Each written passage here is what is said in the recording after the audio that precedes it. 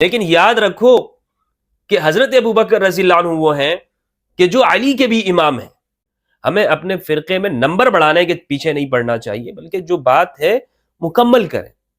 بسم اللہ والصلاة والسلام علی رسول اللہ وآلہ وموالا. السلام علیکم ورحمۃ اللہ وبرکاتہ.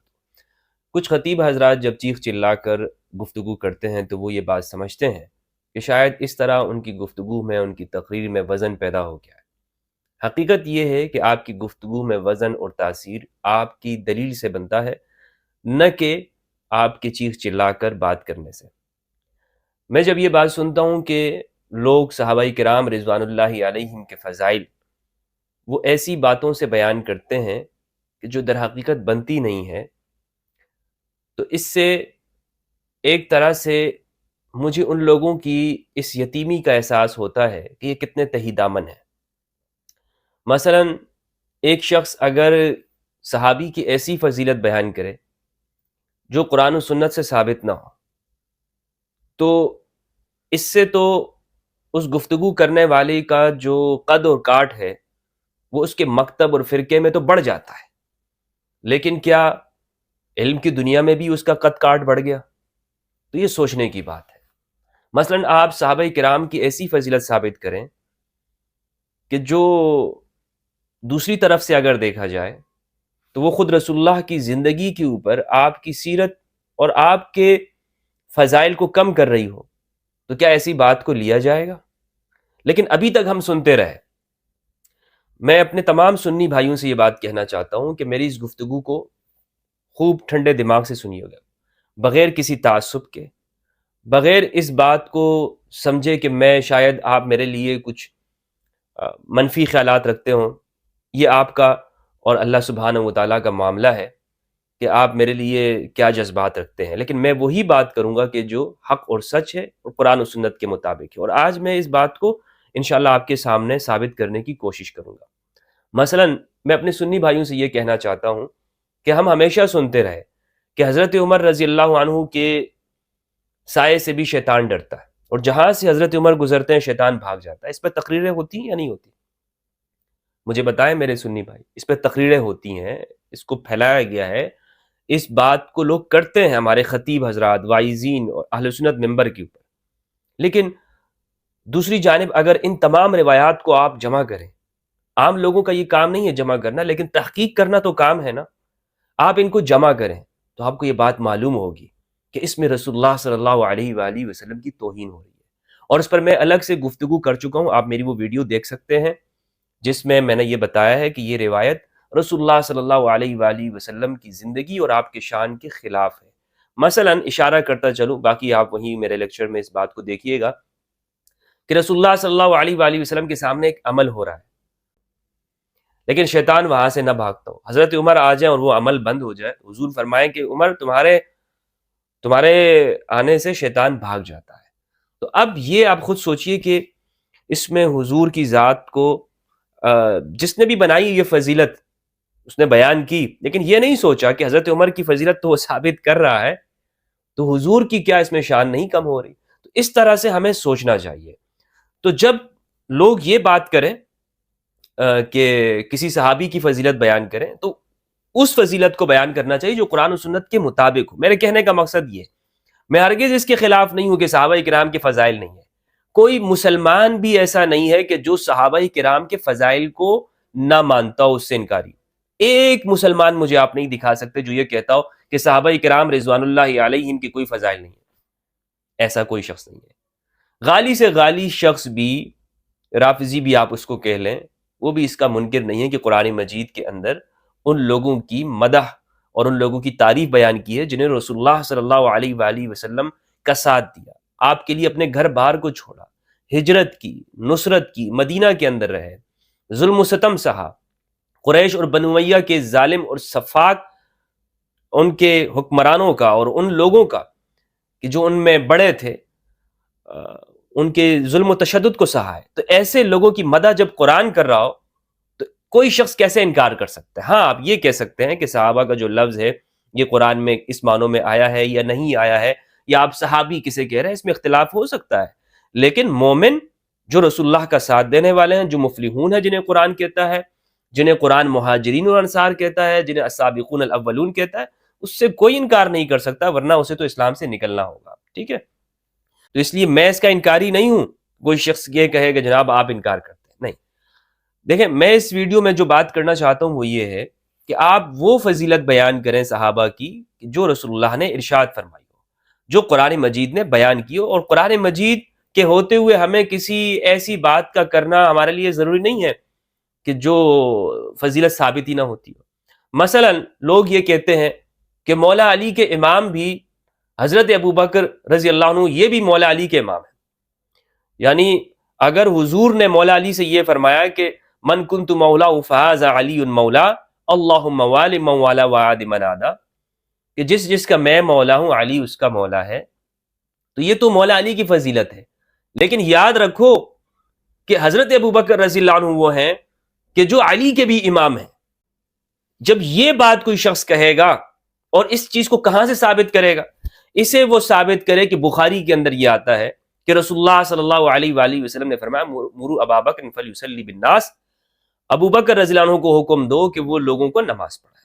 اور حضرت ابو بکر نے مرض الوفات، جو کہ نبی صلی اللہ علیہ وآلہ وسلم کے وصال کے قریب کے جو وقت تھا، اس میں جو آپ پر مرض طاری ہوا، اس زمانے میں جو حضرت ابوبکر رضی اللہ عنہ نے نمازیں پڑھائی تو مولا علی نے بھی پیچھے نمازیں پڑھی. اب میں اس بحث میں نہیں جاتا ہوں کہ مولا علی نے پڑھی ہے یا نہیں پڑھی، اس بحث میں نہیں جاؤں گا، کیونکہ یہ کسی طرح ثابت نہیں ہے کہ مولا علی نے وہاں پر جا کر مسجد میں نماز پڑھی ہو، بلکہ زیادہ قرین قیاس یہ بات معلوم ہوتی ہے کہ امام علی علیہ السلام حضور کے ساتھ ہی ہوں گے، حضور کی تیمارداری کر رہے تھے، حضور کے کام کاج کے اندر حضور کے ساتھ ہی بالکل امام علی رہے ہیں. اور آخر تک امام علی نے جب تک تجہیز، تکفین، تدفین نہیں ہوئی رسول اللہ صلی اللہ علیہ وآلہ وسلم کی، مولا علی ساتھ میں ہے. یہ امام علی کے حوالے سے میرا نقطہ نظر ہے. لیکن اگر کوئی شخص یہ کہتا ہے، مانتا ہے کہ مولا علی نے اس زمانے کے اندر حضرت ابوبکر رضی اللہ عنہ کے پیچھے نمازیں پڑھی ہیں، تو اس اعتبار سے حضرت ابوبکر کی افضلیت یہ ہے کہ ابوبکر رضی اللہ عنہ وہ علی کے بھی امام ہیں. تو اب پھر میں یہاں پر ان سے پوچھنا چاہوں گا کہ آپ جب یہ اپنے الفاظ کہہ رہے ہیں نا، یہ دیکھیں یہ حدیث کے اندر نہیں ہے کہ علی کے بھی امام ابوبکر رضی اللہ عنہ ہے، یہ حدیث میں نہیں ہے. لیکن ایک بات تو ثابت ہوتی ہے کہ حضرت ابوبکر رضی اللہ عنہ نے نمازیں پڑھائی ہیں. اب مولا علی نے پیچھے پڑھی ہیں یا نہیں پڑھی ہیں، بلکہ جب اس زمانے کی اگر آپ بات تھوڑی سی سائڈ پہ رکھیں اور وہ 6 ماہ کی بات میں آپ کے سامنے رکھوں کہ رسول اللہ صلی اللہ علیہ وآلہ وسلم کے وصال کے بعد مولا علی 6 ماہ تک بالکل آپ نے اپنی چادر نہیں اوڑھی تھی. یعنی آپ قرآن کی جمع کے اندر مصروف رہے، قرآن مجید کو آپ نے جو ایک کتابی شکل کے اندر لانا تھا اس کام کے اندر آپ مشغول رہے اور مصروف رہے، اور آپ نے بیعت تک بھی نہیں کی. یعنی اتنا بڑا کام جس پر مسلمانوں کی اکثریت اور اجتماعیت اس وقت کی، وہ مولا علی سے دور بھی ہو گئی. جس طرح بخاری کے اندر یہ بات موجود ہے اور فتح الباری نے اس پہ تشریح کی ہے، 4240 جو روایت ہے. تو یہ میرا موقف ہے امام علی علیہ السلام کے حوالے سے. بالفرض اگر ہم مان بھی لیتے ہیں کہ امام علی نے نمازیں پڑھی ہیں، تو کیا کسی کے پیچھے نمازیں پڑھنے سے امام کا سب سے افضل ہونا ثابت ہو جاتا ہے؟ یہ آپ کیسے ثابت کریں گے؟ یہ ہے اصل سوال. اور لیکن ہمارے خطیب حضرات، مولوی حضرات لوگوں کی آنکھوں میں دھول جھونکتے ہیں، اپنی اونچی آواز کر کے اس طور پر دھول جھونکتے ہیں کہ لوگوں کو سمجھ ہی کچھ نہیں آتا، مسمرائزم کرتے ہیں کہ لوگ خاموش ہو جاتے. لوگ کہتے ہیں اچھا حضرت ابوبکر تو وہ ہیں کہ جو مولا علی کے بھی امام ہیں. تو اب تمہیں ثابت کرنا ہوگا. اور میں جو آگے جو بات کہنے جا رہا ہوں، اگر آپ اس چیز کو مانتے ہو تو خدا کی قسم عوام اگر آپ سے تم سے یہ پوچھنے لگ جائے نا، اور یہ روایت تمہارے سامنے بیان ہو جائے عوام کے سامنے، تو پھر مولوی حضرات کو پتہ نہیں کیا جواب دیں گے.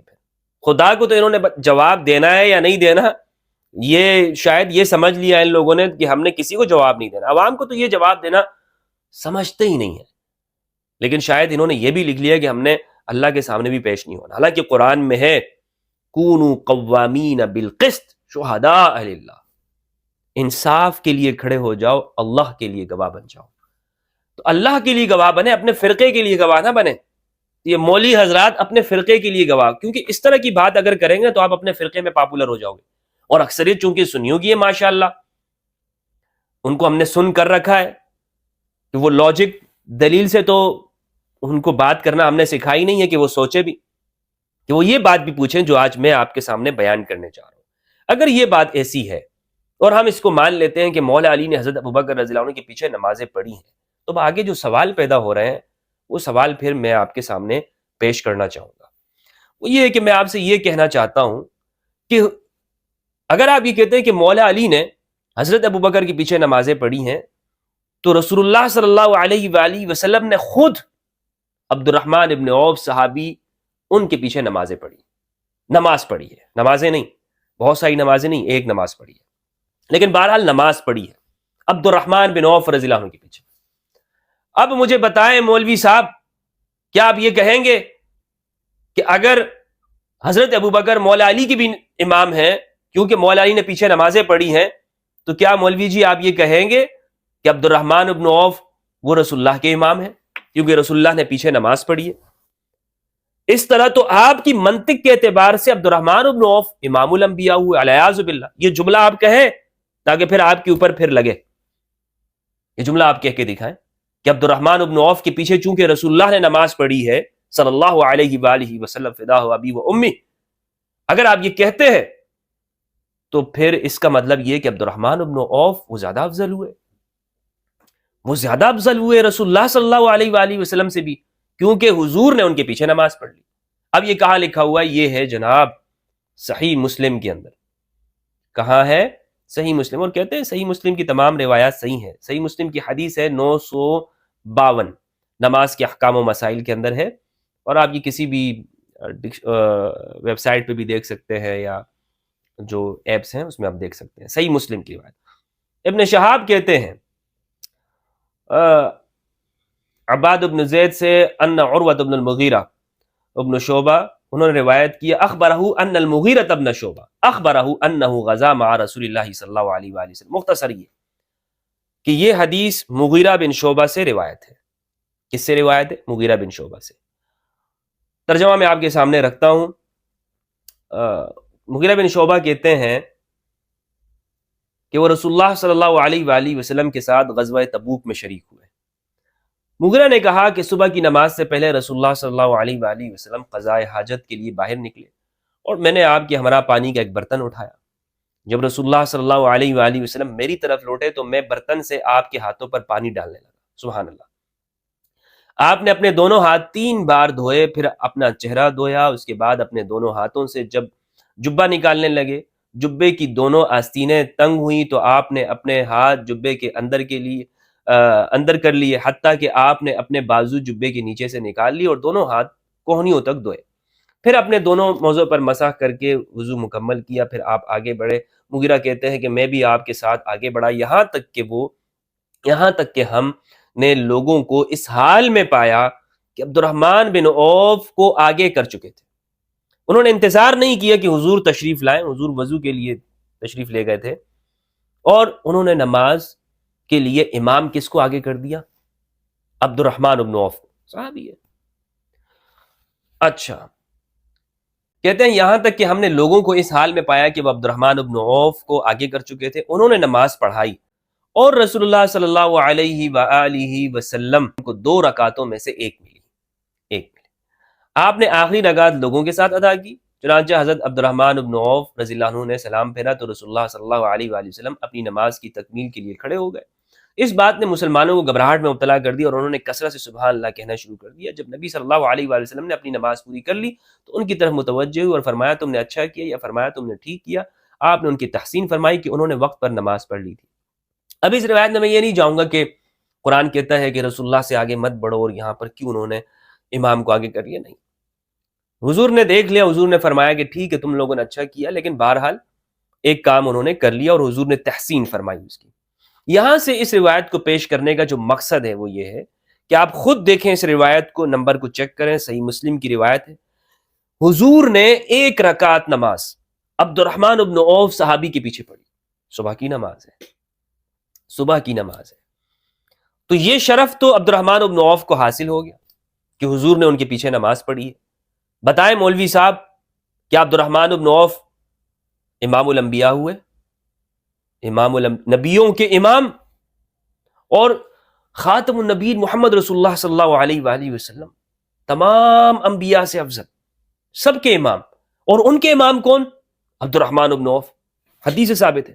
تو کیا ہم یہ کہیں الیاذ باللہ آپ کی منطق کے مطابق کہ اس طرح عبد الرحمن بن عوف کے وہ بھی امام ہوئے حضور کے؟ نہیں کہہ سکتے۔ آپ کہہ کے تو دکھائیں، کہہ کے تو دکھائیں آپ، پھر آپ کو ممبر سے عوام اتارتی یا نہیں اتارتی؟ تو یہ جو بات آپ کر رہے ہیں نا، یہاں پر تو ایک بات ثابت ہے کہ رسول اللہ نے عبد الرحمن بن عوف کے پیچھے نماز پڑھی ہے، لیکن یہ تو آپ ثابت نہیں کر سکتے کہ مولا علی نے نماز پڑھی ہے۔ لیکن اگر پڑھ بھی لی ہے تو کیا اس سے یہ امام کی افضلیت ثابت ہوتی ہے؟ ہرگز آپ ثابت نہیں کر سکتے، اس وجہ سے بھی نہیں کر سکتے کیونکہ سنن ابو داؤد، سنن کبریٰ البیہقی اس کی روایت ہے، حضور صلی اللہ علیہ وآلہ وسلم نے فرمایا صلو خلف کل بر و فاجر، ہر بر اور فاجر کے پیچھے نماز پڑھو، اور فرمایا وصلو علی کل بر و فاجر، اور ہر بر اور فاجر کے اوپر بھی نماز پڑھو، یعنی اس کی نماز جنازہ پڑھو، وجاہدوا مع کل بر و فاجر، ہر بر اور فاجر کے ساتھ جہاد کرو، یعنی اگر کوئی حکمران تمہارا بر ہے یا فاجر ہے، نیک ہے یا برا ہے، جو بھی ہے، اس کی معیت کے اندر، اس کی قیادت میں تم جہاد کرو۔ سنن کبریٰ البیہقی اور اسی طرح سنن ابو داؤد کی یہ روایت ہے۔ تو ہر ایک کے پیچھے نماز پڑھی جا سکتی ہے، اور حضرت ابو بکر رضی اللہ عنہ بلا شک و شبہ ان کا احترام ہے، ان کی فضیلت ہے، ان کا مقام ہے اہل سنت میں، لیکن اس سے ہم یہ ثابت نہیں کر سکتے، اس سے یہ چیز ثابت نہیں ہو سکتی۔ یہ میں نہیں کہہ رہا ہوں کہ ان کی کوئی فضیلت نہیں ہے۔ بعض پروپیگنڈا کرنے والے مرجفین فی المدینہ، سٹی کے اندر جو پروپیگنڈا پھیلاتے ہیں اس زمانے کے سوشل میڈیا کے ہتھیار لے کر، ویڈیوز بنانے پہ آ جاتے، او دیکھو ہمدرد رافضی اس نے صحابہ کی فضیلت سے انکار کر دیا۔ بھائی صحابہ کی فضیلت سے انکار نہیں کر رہا، میں آپ کی تصحیح کر رہا ہوں کہ حدیث کے مطابق بات کرو، اور اگر آپ یہ کسی پہ فٹ کرتے ہو تو اس کا نتیجہ کیا نکلتا ہے؟ صحیح بخاری کی روایت ہے کتاب الاذان، حسن بصری کا ایک قول ہے یہاں پر۔ حسن بصری کہتے ہیں رحمہ اللہ صلی وعلیہ بدعت، نماز پڑھو، جو امام ہوگا اس کی بدعت اس کے اوپر، یعنی بدعتی کے پیچھے بھی نماز پڑھو، بدعتی کے پیچھے بھی نماز ہوتی ہے۔ اور یہ جتنے بھی فتوے دیتے ہیں بدعتی کے پیچھے نماز نہیں ہوتی، بریلویوں کے پیچھے دیوبندیوں کی نماز نہیں ہوتی، اہل حدیث کی نماز نہیں ہوتی، شیعہ کے پیچھے نہیں ہوتی، کیونکہ بدعتی لوگ ہیں۔ یہ بخاری کا کیا کریں گے آپ لوگ؟ اس کا کیا کریں گے؟ وہ فرما رہے ہیں کہ بدعتی کے پیچھے نماز پڑھ لو، بلکہ مخنث کے پیچھے نماز پڑھو۔ مخنث، زہری کہتے ہیں کہ ایک آدمی آپ کو پتا ہو کہ ہجڑا ہے، اس کے پیچھے بھی نماز ہو جاتی ہے، بلکہ یہ بھی روایت ہے باغی کے پیچھے روایت ہو جاتی ہے۔ حدیث نمبر ہے 695 695، اوزائی سے روایت ہے، وہ زہری سے روایت کرتے ہیں، وہ حمید بن عبد الرحمن سے، وہ عبید اللہ بن عدی بن خیار سے۔ وہ کہتے ہیں کہ وہ حضرت عثمان رضی اللہ تعالیٰ عنہ کے پاس اس زمانے میں آئے کہ جب وہ محصور تھے، جب لوگوں نے محاصرہ کیا ہوا تھا ان کے گھر کا، تو وہ آئے، انہوں نے حضرت عثمان سے کہا کہ آپ امام وقت ہیں، آپ کیا ہیں؟ وہ کہتے ہیں فقال انک امام عام، عام لوگوں کے امام آپ ہیں، یعنی عام لوگوں کے امام آپ ہیں، یہ جو نماز پڑھانے کے امام ہیں۔ ونزل بک ما نرى، اور آپ پر جو مصیبت آئی ہوئی وہ ہم دیکھ رہے ہیں۔ ویصلی لنا امام فتنۃ ونتحرج، ہمیں تو یہ شورش پسندوں میں سے ایک شخص وہ نماز پڑھ رہا ہے، اور ہمیں اب بامر مجبوری اس کے پیچھے نماز پڑھ رہی ہے، اور یہ ہمیں بڑا گرام پہ گزر رہا ہے۔ تو حضرت عثمان نے کہا الصلاۃ احسن ما يعمل الناس، نماز ان اعمال میں سے جو لوگ کرتے ہیں سب سے بہترین عمل ہے۔ فاذا احسن الناس فاحسن معهم، جب لوگ اچھے عمل کر رہے ہیں تو تم بھی ساتھ میں کرو۔ واذا اساءوا فاجتنب اساءتهم، اور جب وہ برا کریں تو ان کے برے سے تہی دامن کرو، ان کے برے کاموں میں شریک مت ہو۔ وقال الزبیدی وقال الزہری، زبیدی کہتے ہیں کہ زہری نے کہا لا نرى ان يصلى خلف المخنث الا من ضرورت لا بد منها، زہری کہتے ہیں کہ اگر کوئی ایسی کوئی مجبوری نہ ہو، کوئی اور کوئی وجہ نہ ہو، تو آپ مخنث کے پیچھے بھی نماز پڑھ سکتے ہیں۔ یہ زہری کا قول ہے، یہ بخاری کے اندر موجود ہے، بخاری نے اس کو نقل کیا۔ تو الغرض ان تمام باتوں کا مطلب یہ ہے کہ دیکھیں صحابہ کرام کے فضائل اپنی جگہ پر ہیں، ہمیں اپنے فرقے میں نمبر بڑھانے کے پیچھے نہیں پڑنا چاہیے، بلکہ جو بات ہے مکمل کریں۔ اگر آپ حضرت ابوبکر کی بھی یہ فضیلت بیان کرنا چاہتے ہیں نا تو آپ یوں بیان کر سکتے ہیں، دیکھیں حضور نے حضرت ابوبکر رضی اللہ عنہ کو نماز پڑھانے کا حکم دیا، اور یہ بلا شک و شبہ ایک فضیلت کی بات ہے، اس طور پہ آپ بیان کریں۔ لیکن جب آپ یوں بیان کریں گے کہ علی کے بھی امام ابوبکر ہیں رضی اللہ عنہ، یہ بات نہیں چلے گی، یہ بات نہیں چلے گی اس طرح سے۔ تو میں نے جو گزارشات تھی وہ آپ کے سامنے رکھی ہیں، اب آپ کا کام ہے کہ اب ان کو ویریفائی کریں، ان کو دیکھیں، جو حوالے میں نے آپ کے سامنے پیش کیے ہیں، شو کیے ہیں، ان کو دیکھنا، ان کو سمجھنا آپ کا کام ہے۔